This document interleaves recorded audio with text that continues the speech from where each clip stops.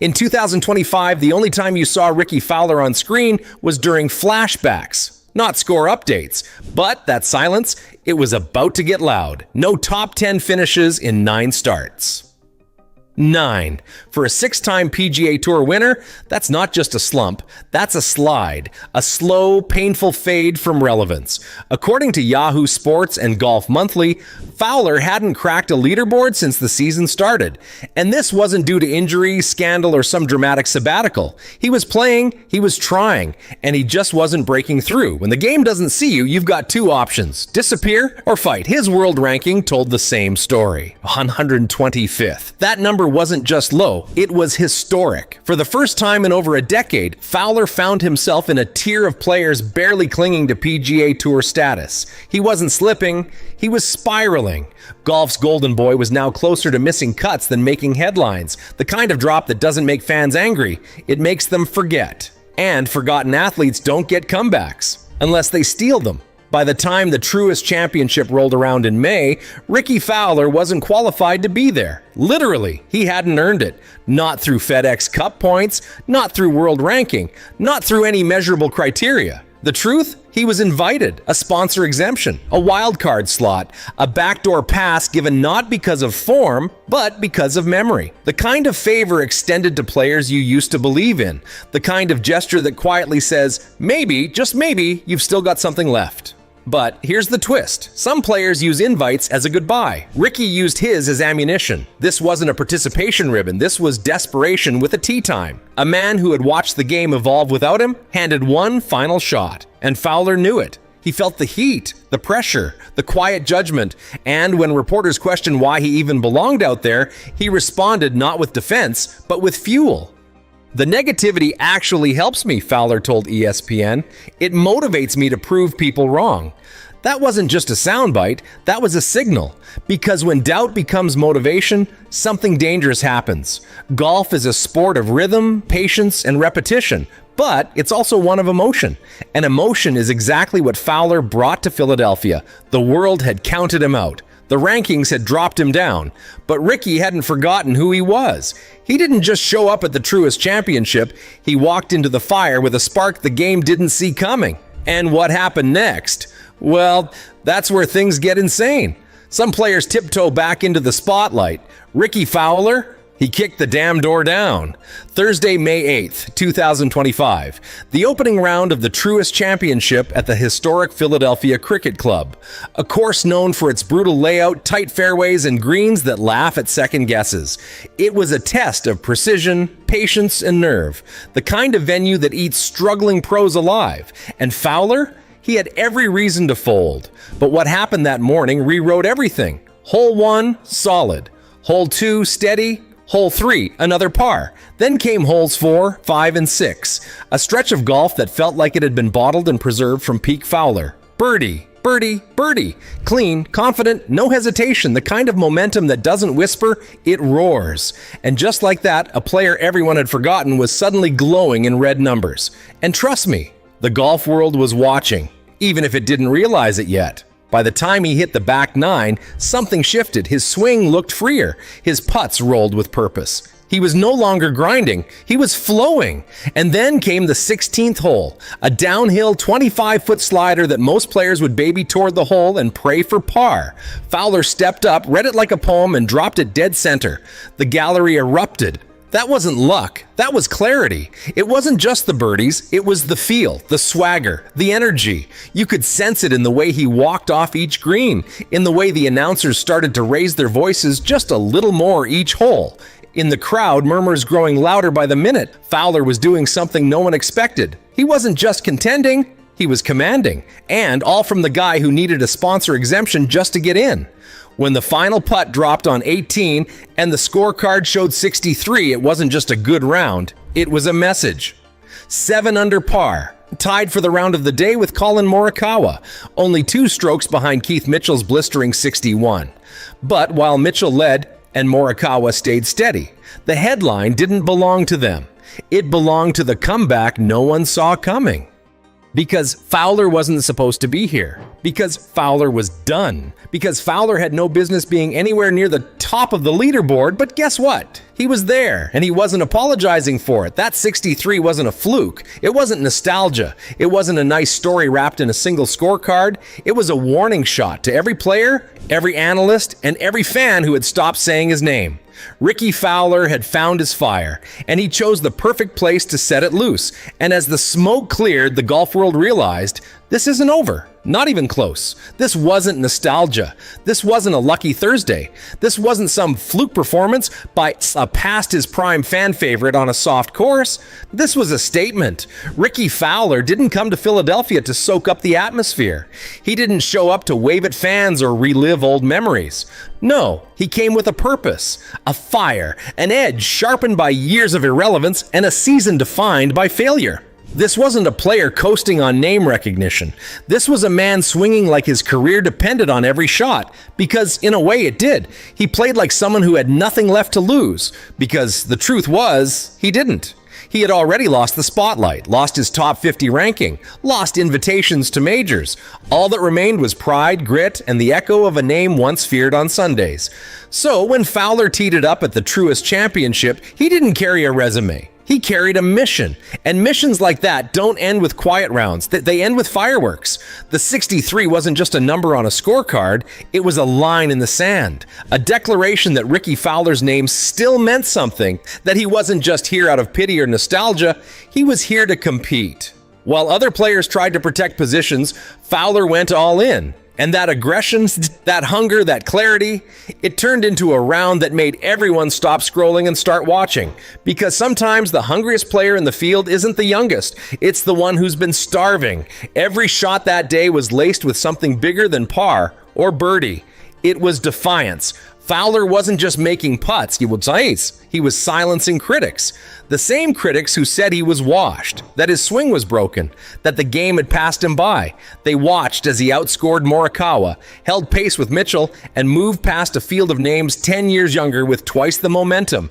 And the scariest part, he made it look personal. You could feel it in the way he carried himself. There was no grin, no wink, no vintage Rickie charm, just laser focus, controlled aggression, a quiet intensity that hadn't been seen from him in years. When the round ended, he didn't celebrate. He nodded. He signed his card. He walked off like a man who wasn't surprised, only satisfied. And that's what made it dangerous. He wasn't chasing validation. He was reclaiming identity. For Rickie Fowler, this wasn't a feel-good Thursday. It was a message, loud, clear, and impossible to ignore. He didn't just show up at the Truist, he reminded the world what his name used to mean and what it might still become. Every sport has its noise. Stats, leaderboards, hot takes, power rankings, but every once in a while something cuts through, something quiet at first, then impossible to ignore. Rickie Fowler's 63 at the Truist wasn't just a number, it was a ripple. And ripples? They travel fast. Within hours, the headlines shifted. Fowler turns back the clock. Is Rickie back? From forgotten to fire, Rickie lights up the Truist. Suddenly, every outlet, ESPN, Golf Monthly, PGA Tour Live, had the same dilemma. They couldn't ignore the man they'd already written off. And when media momentum flips that fast, you know something real just happened.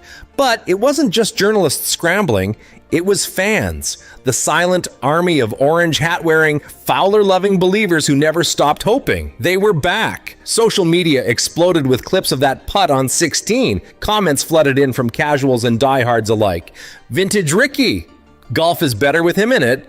Chills watching this. It wasn't just support. It was relief. The kind you feel when someone you cared about walks back through the door and reminds you why you believed in the first place. The moment felt bigger than birdies. It felt like a reconnection. For years, Fowler had been the face of close calls and heartbreak finishes, a player who captured attention without always sealing the deal. But after this round, he wasn't a story of what could have been. He was a story of what might still be, and that changed everything. Because that spot in the PGA Championship, it no longer looked like a favor. It looked earned. Suddenly, no one questioned the exemption. No one debated whether he deserved it. If anything, they were asking if he might do something more with it. If this was just a spark or the start of a wildfire. Doubt had left the room, and expectation had taken its seat. But here's what made it even more powerful: the timing. Golf in 2025 hasn't been stable, it's been split. Live versus PGA, stars defecting, lawsuits pending, fans divided, sponsors nervous, the game fractured. But then came this one moment, a familiar face playing inspired golf with nothing on the line but pride. No drama, no politics, just a man chasing greatness. And somehow, everyone got behind it. For a brief moment, Rickie Fowler's 63 became a unifying thread in a divided sport. Something pure, something unexpected, something that reminded everyone, from broadcasters to beer-drinking fans on a Saturday couch, why golf still matters. Because numbers impress. But stories endure. Golf didn't just need a highlight reel, it needed hope. And for one afternoon in Philadelphia, that hope wore orange and shit a 63. When a player like Rickie Fowler makes noise, the golf world leans in. But when he starts making headlines again, you don't just watch, you start asking questions. And one question echoed louder than the rest after that 63 at the Truist Championship: is this just a spark, or is something bigger catching fire? Because if you've followed Fowler's career, you know how hot he can get and how fast he can fade. That's the story fans have watched for a decade. The early hype, the near misses, the brief runs of brilliance followed by quiet weekends. So, yes, we've seen this movie before, but this time, something feels different. And in sports, feelings are often the first sign that history's being made. According to ESPN and Golf Monthly, Fowler's putting is back, the part of his game that once made him lethal inside 10 feet. His scoring average is dropping and his confidence is rising.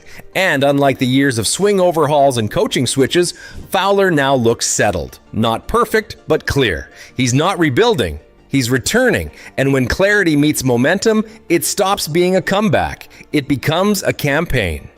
Here's what separates this moment from the many others we've labeled Rickie's return. He's not chasing attention anymore. He's commanding it. Not with controversy, not with commercials, not with carefully crafted social media posts, just with performance. Pure, undeniable, leaderboard-shaking performance. And in a sport where many chase relevance with noise, Fowler is earning it with silence. This 63 didn't feel like a farewell. It didn't feel like a nostalgic flash in the pan. It felt like a warning shot. The kind of round that tells the rest of the field, "You forgot about me? That was your mistake." The kind that doesn't ask for respect, it demands it. Because when a player nearly vanishes, then walks into a stacked field and torches it, you pay attention, not out of sentiment, but out of self-preservation. And here's the wild part. He hasn't even won yet. Fowler is reshaping the narrative without a trophy, just with presence, with rhythm, with danger. He's doing what very few athletes ever manage, turning influence into performance and performance into relevance again. And if this really is just the beginning, then the story of Rickie Fowler in 2025 may be the best one golf has told in years. Because a rising star captures your attention, but a returning legend, that captures your belief. So, is Rickie back? Maybe. Maybe not. But one thing is clear, he's not done. Not even close. And if he keeps swinging like this, the next roar you hear on Sunday won't come from a new name.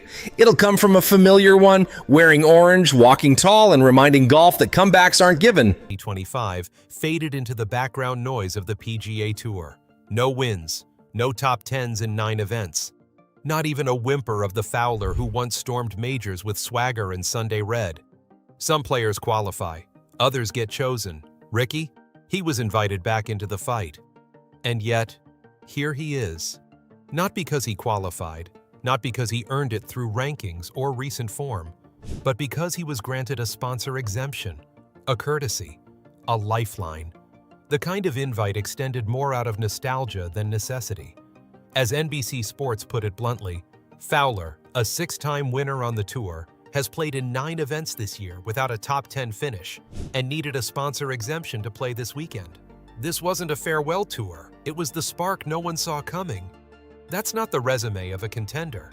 That's the profile of a fan favorite hanging on to the final threads of relevance. But what happened next? It flipped the entire golf world on its head. Sometimes, silence isn't defeat. It's the sound before the storm. Because Rickie Fowler didn't just show up to the 2025 Truist Championship, he arrived. What followed wasn't just a good round. It wasn't a feel-good moment or a nostalgic lap around the course. No, it was a statement. One that left fans stunned, analysts scrambling, and competitors wide-eyed. What do you do when your name is fading? You play like it still means everything. Here was a man, practically counted out, swinging like his reputation depended on it. Because honestly, it did. And that's what makes this moment so electric. This wasn't supposed to happen. The truest field was packed with heavy hitters. The venue? A test of precision and nerve. The stakes? Sky high, with major championship momentum building and the FedEx Cup race tightening. No one, absolutely no one, had Rickie Fowler penciled in as a headline. It's the stories no one predicts that hit hardest. But that's what made it so perfect. There's a certain magic in sport when someone you've written off walks back into the fire and burns brighter than ever. And when Fowler teed it up in round 1, nobody expected what was about to unfold. Some rounds whisper. This one screamed. Sometimes a round of golf is more than just a number on a scorecard. Sometimes it's a message, loud, undeniable, and aimed straight at the doubters. And on a Thursday afternoon at the 2025 Truist Championship, Rickie Fowler delivered that message with precision, fire, and maybe a little bit of revenge. This wasn't momentum, it was ignition. A 7 under 63. Let's not gloss over that. This wasn't a casual 68 that crept him into contention. This was a round that exploded off the leaderboard, the kind that turns heads before you've even finished breakfast. And it came from the guy who wasn't even supposed to be here. The same Rickie Fowler who'd gone winless all season, who needed a sponsor's grace just to tee it up, suddenly walked into the Philly Cricket Club and played like he owned it. There's a moment in every comeback where doubt dies. This was it. The round itself was a masterpiece of momentum. It started solid, a couple of tidy pars, no fireworks, and then it happened. The run. Birdies at 4, 5, and 6. All clean, all confident. And just like that, the swagger was back. You could feel it in the broadcast, in the crowd, even in the posture of Fowler himself. This wasn't just good golf. This was locked-in golf. Hot streak? Try controlled fire. But he wasn't done. On the back 9, Fowler shifted into another gear. Birdie on 11, then another on 13, and then the putt on 16, a slick downhill slider that dropped dead center, was the exclamation point. He didn't flinch. Not once. He was in the zone. By the time he tapped in for par on 18 to card that 63, the tone was set. He walked off not just as a contender, but as the story of the day. In a sea of talent, one man hijacked the storyline. And what made it all the more dramatic? He wasn't alone at the top. Fowler shared his round of the day honors with none other than Collin Morikawa, who also posted a 63. But both were still looking up at Keith Mitchell, who stunned everyone with a blistering 61. Still, the real narrative wasn't Mitchell or Morikawa. It was Rickie. Because no one expected this from him. You don't reclaim your throne quietly. When a former Golden Boy returns from the shadows and starts torching a leaderboard, it's more than a good round. It's a signal, a warning shot, a declaration that he's not just back, he's dangerous again. And maybe, just maybe, the clock isn't ticking on his career the way everyone thought it was. When a number becomes a moment, history listens. This 63 wasn't just a number, it was a roar. For Fowler, it was personal. For the fans, it was electric. And for the rest of the field, it was a wake-up call. The guy who everyone thought needed an invite to show up just showed everyone up. Hook. One round changed everything. And the story? It's just getting started. Next up, we dig into the bigger picture. How Rickie went from outsider to main event, and how that PGA exemption wasn't just a courtesy. It was the next chapter in a story that suddenly feels very far from over. You don't get handed respect. You earn it, or you take it back. You don't get into majors on memory alone. Not in this era. Not with the depth of talent and the pressure to perform week in, week out. But Rickie Fowler? He found a way.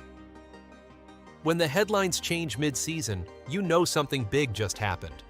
After that electric 63 at the Truist Championship, the golf world wasn't just watching, it was reconsidering everything.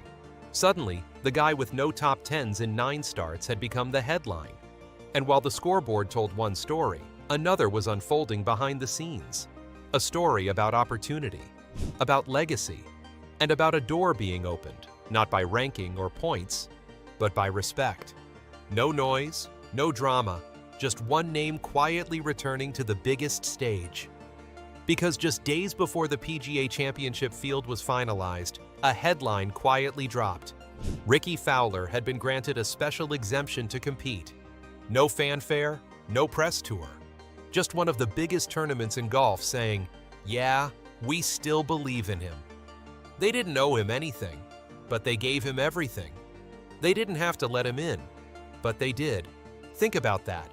The PGA doesn't hand out participation trophies. This is the PGA Championship, one of golf's 4 sacred stages. Entry is earned through victories, rankings, qualifying events. It's not a charity case. It's not a thanks for the memories type of event. So when Rickie Fowler's name showed up on that list, it meant something. The game hasn't forgotten who helped build it. It meant the people who run this game still see what he brings to it. It meant the gatekeepers understood that legacy isn't always linear, that sometimes greatness needs a second chance. Some invitations are just polite. This one lit a fire. And make no mistake, this wasn't a sympathy invite. This was a spotlight. You don't give Rickie a mic and expect him to whisper. Because Fowler didn't just accept that exemption, he weaponized it. He walked into the PGA Championship not as a ceremonial figure, but as a wildcard threat. The guy who's been there before. The guy who knows what Sunday pressure feels like. The guy who's been counted out before and keeps showing up. He's not just getting back in the game, he's reshaping the board. That's the beauty of what Fowler is doing in 2025. He's not just clawing his way back onto leaderboards, he's forcing his way back into the rooms that matter, into majors, into conversations, into the collective mindset of a sport that had just about moved on without him. Every opportunity comes with a timer, unless you turn it into history. And here's what makes it more powerful. Every exemption has an expiration date. Every invite has a price. But when a player turns those chances into moments, like Fowler has, that's when the narrative changes. That's when the comeback becomes real. Don't ask why he's here. Ask who's ready to keep up. Now the question isn't, why was Rickie Fowler invited? It's, who's going to stop him now? Because this comeback? It's just getting warmed up. Next, we pull back the curtain and ask the big question. Is this just a spark? Or the beginning of something far bigger? Comebacks in golf are tricky. They rarely follow a clean arc. More often than not, they tease you. A hot round here, a flash of the old swing there, only to fade just as quickly. But what Rickie Fowler is doing in 2025? It feels different. This doesn't look like a one-off. It doesn't feel like nostalgia bait or a lucky week on a soft course. This feels like something deeper, a shift, a second wind. Because if you've followed Rickie's journey, you know how far he's had to climb just to get back in the conversation. Once one of golf's brightest stars, a players' champion, a major runner-up multiple times, and a Sunday contender fans couldn't take their eyes off, Rickie Fowler's game hit a wall. The swing that was once poetry in motion started falling apart. Technical tweaks turned into full overhauls. Coaches came and went. The confidence? Gone. And the stats backed it up. Missed cuts piled up. His world ranking plummeted. For a while, it seemed like every event was another quiet exit on Friday afternoon. He wasn't trending, he was disappearing. Between 2021 and 2023, he was lucky to see the weekend, let alone the winner's circle. Even when he showed flashes, like his T5 finish at the 2023 US Open, it always felt like a short spark rather than a sustainable flame. But 2025? That narrative is shifting. ESPN's latest season stats show something we haven't seen from Rickie in years. Consistency. His scoring average has dropped. His putting, long a strength, is back to being lethal. And even though he's still searching for a win, the trajectory is pointing up, not sideways. Then there's the money. Thanks to the PGA Tour's Player Impact Program and recent strong showings, Fowler is suddenly back among the top earners, without even winning. That's not just performance, that's influence. That's proof the golf world still leans in when Ricky swings. And now, the question echoes across fairways and into locker rooms. Is this just a flash? Or are we witnessing a full-on Ricky revival? Because if it's the latter, the PGA Tour just got a whole lot more interesting. This isn't just about birdies and scorecards.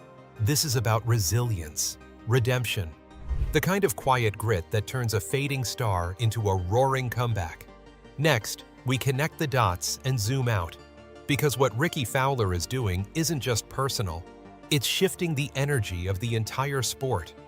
In a year where golf has been anything but predictable, Ricky Fowler may have just become the sport's most unexpected headline. And the ripple effect? It's real. Because this isn't just a story about one guy. It's bigger than that. It's about what his comeback represents to fans, to players, and to the very fabric of professional golf in 2025. Let's be honest, the PGA Tour needed this. Between the ongoing tension with LIV Golf, player defections, boardroom drama, and a fractured fan base, the sport has been fighting for clarity, for identity, and for someone, to remind us why we cared in the first place. And out of the chaos, out of the fog of uncertainty, enter Ricky Fowler, a player with history, a name fans never stopped cheering for, a face that once graced every billboard, now quietly stepping back into the arena and turning it upside down. Because when Ricky dropped that 63 at the Truist, it didn't just move him up a leaderboard, it reignited the storyline.